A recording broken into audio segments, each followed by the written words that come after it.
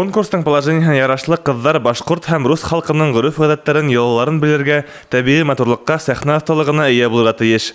Хайлап алу турында 12 кыз көс сынаша, финалга шуларның 10-ы гына үткәне. Сарага әзерлек барышында сибәркәйләр көндә бейеү, дефиле, макияж яһау буенча осталык классларында шөгыльләнгәне, тавыш куйганы. Балалар җырды үзәге сәхнәһендә улары иһә тулы әзерлекте сыкты.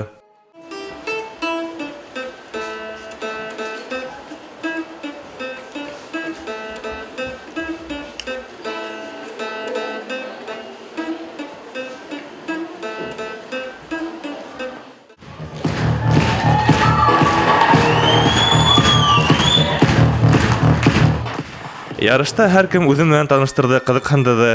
Яраткан шөгыльләре турында һөйләп кенә калманы, йырланы, бейене, музыкаль инструментта уйнаны. Ярыш турда арасында сәхнә турын каланың төрле иҗади коллективлары биләп, тамашачыларга ял минутлары бүләк итте. Конкурсант кызларның күмәкләп башкорт халык бейеүләрен башкаруы үзенчәлекле килеп сыкты.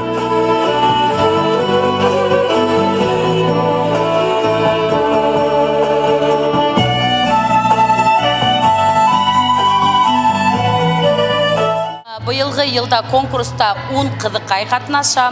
Улар безнең шул хәтле матурдар, тырыштар.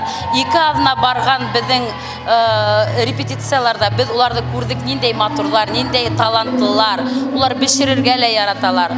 Һәм уларны көтә бик матур, бик кыйбатлы бүләктәр. Ә инде Миссибай 2022-не яулаган Гылаукай бик матур таж аласак. Ул таж бер генә экземплярда Өфө калаһыннан без заказать иттек. Тистер клубтар берекмәһе менән мәдәният идарәлеге берлектә узгарган Сарай җиңүчесенә таж Өфөлә махсус заказ белән бер экземплярда гына эшләтелгән. Уны киргә теләүче кызлар ашу осталыгын күрсәтеп жюри алдында тәм-том тезде. Интеллектуаль ярышта сибәркәйләр кызыклы һәм кискен сорауларга җавап бирде. Һөзентеле иң булып Аксинья Максимова танылды. Уга мәдәният идарәлеге җитәкчелеге махсус сертификат бүләк итте. Башка сибәркәйләр дә бүләкһез калманы. Фәрваз Рафиков, Руслан Камышков, Любовь Карпова, яңалыктар өчен.